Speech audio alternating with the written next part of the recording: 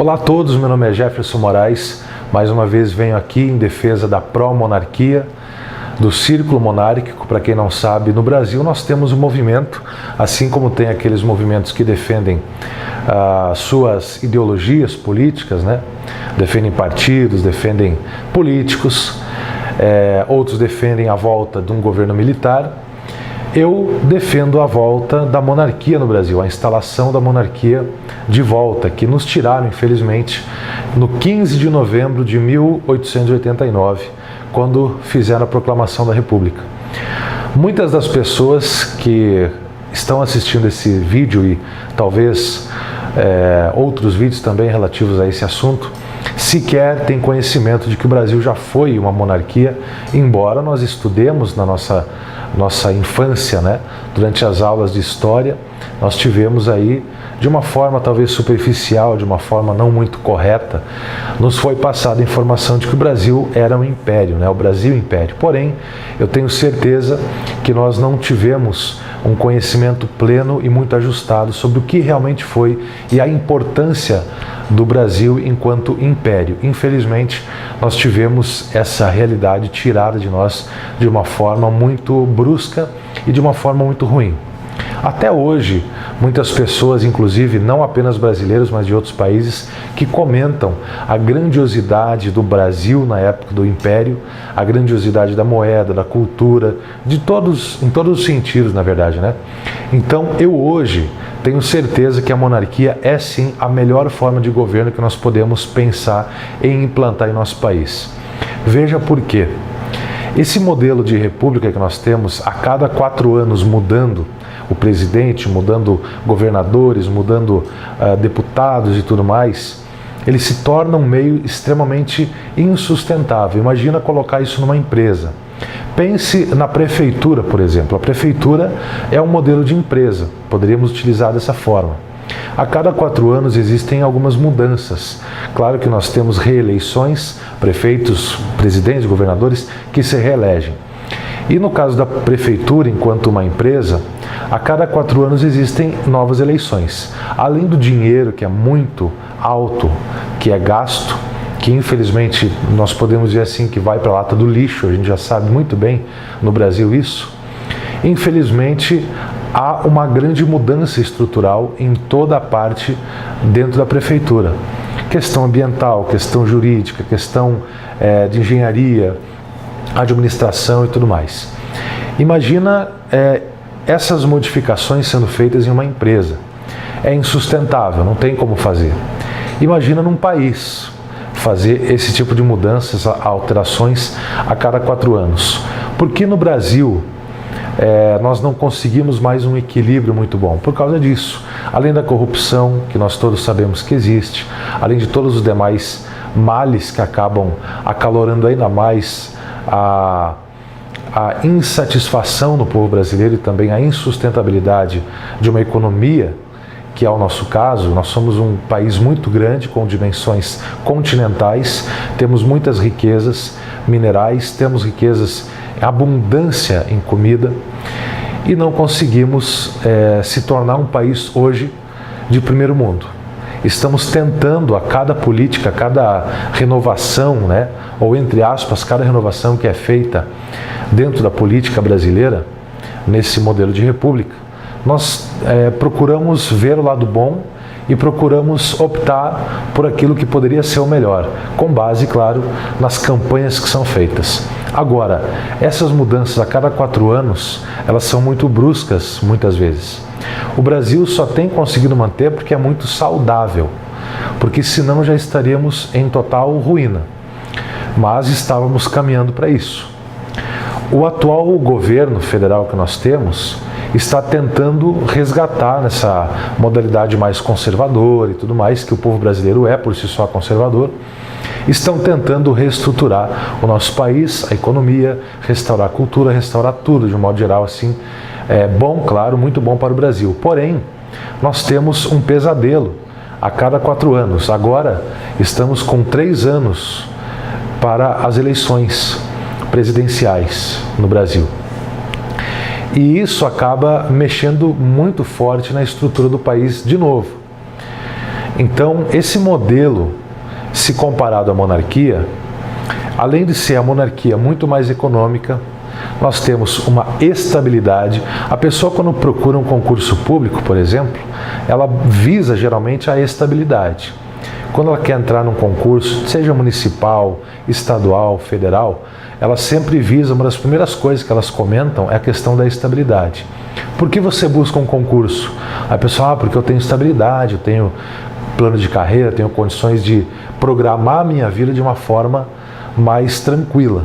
Porque ela sabe que vai ter aquele dinheiro entrando todos os meses, ela sabe que ela vai ter uma garantia no emprego dela, uma estabilidade. Isso tudo é a estabilidade. Plano de saúde e tudo mais. Para ela e para sua família, para dependentes e tudo. Então ela consegue se programar. Geralmente as informações, né, a pessoa ela, quando vai buscar um concurso, boa parte, né, da intenção do concurso está pautada na estabilidade.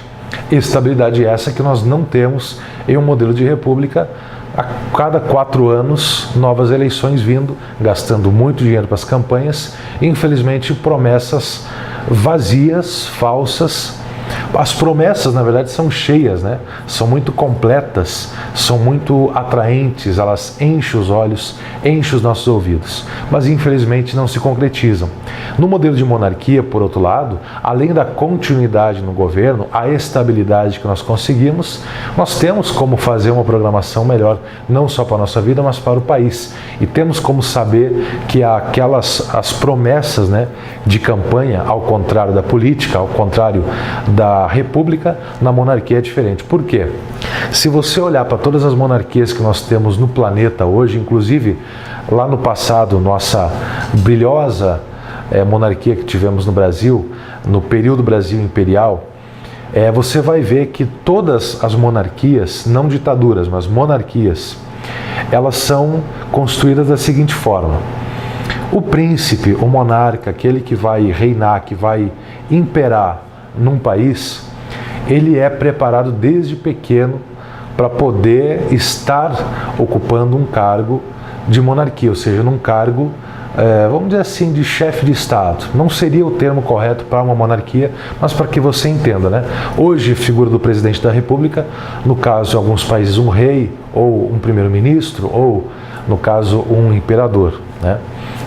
Ou até mesmo uma rainha, no caso do público feminino, que nós temos também dentro da família imperial brasileira, tem sucessoras mulheres. Então não podemos descartar elas, até porque elas são muito mais competentes do que os homens para gerenciar uma casa, por exemplo, gerenciar uma empresa e com certeza ainda mais um país. Porém, é necessário que ela seja educada de uma forma correta. Eu tenho um exemplo para trazer para vocês de uma rainha da Suécia, é casada com o rei de lá. Ela eu não sei exatamente a origem, se ela é brasileira, mas ela tem família brasileira. Eu não sei, se você pesquisar na internet a rainha Silvia da Suécia, você provavelmente vai encontrar, assim como eu encontrei, o fato dela ter nacionalidade alemã ou nacionalidade sueca, nascida na Alemanha, uma coisa assim. Eu sei que não engloba o Brasil como seu ponto de nascimento ou até mesmo nacionalidade em si. Então eu não sei dizer se ela de fato é brasileira, porém ela fala brasileiro. E eu sei que ela tem família brasileira, a mãe dela é brasileira e tal. Pois bem, ela é uma mulher e ela realiza muitos projetos enquanto rainha. A figura da primeira dama aqui no Brasil, né, em países republicanos, com esse modelo de república, seria uma espécie de primeira dama dentro da política. A rainha, então, Silvia, ela tem muitos projetos sociais que são realizados não só na Suécia, mas em muitos outros países, incluindo o Brasil. Dentre esses projetos, existe um que visa a não, como é que eu vou dizer para vocês, evitar que os jovens, meninas geralmente, né, venham cair no mundo da prostituição. Um trabalho realizado junto a caminhoneiros. Inclusive, segundo as entrevistas que ela já deu, são mais de 1 milhão de caminhoneiros hoje que é trabalhado com eles para evitar que haja, né, nas estradas, que existe muito isso, a prostituição infantil. e, consequentemente, fazer com que aqueles jovens cresçam e se tornem adultos que vão entrar nessa vida também. E assim, muitos outros projetos sociais. Então mostra que uma mulher como ela, que foi muito bem educada, muito bem preparada, tem condições sim de suceder um reinado, lá no caso da Suécia, a rainha Sílvia, que é um grande exemplo para todas as mulheres do mundo inteiro. Então nós temos no nosso Brasil, como eu já falei, uma linha sucessória da família real, família imperial, Orleans e Bragança, que eu já citei inclusive alguns. O principal nome hoje, segundo os seus próprios interesses para essa área, para essa atividade da monarquia, é o Dom Bertrand. Mas tem o seu irmão, tem irmãs, tem mais pessoas que fazem parte dessa linha sucessória. Mas hoje, se nós tivéssemos que dizer assim, quem seria o imperador no Brasil, se nós decidíssemos agora, nesse exato momento, seria muito provavelmente o Dom Bertrand que assumiria, embora tenha o irmão dele, Dom Luís, mas por questão de saúde, ele não estaria em condições de assumir, não estava interessado, por questão de saúde, em assumir a monarquia, né, o império no Brasil. Então, seria na sequência da sucessão, o seu irmão, o Dom Bertrand, que realiza muitos encontros e palestras do Círculo Monárquico no Brasil, que junta muitas pessoas que estão cientes da importância de voltar à monarquia, né, aqui no nosso país. Eu não apenas sonho, mas tenho buscado trabalhar de uma forma séria para que nós venhamos mudar a cabeça do nosso povo brasileiro, para que ele veja, não apenas ver com bons olhos, mas que entenda a importância de fazer com que o país volte a ser um império.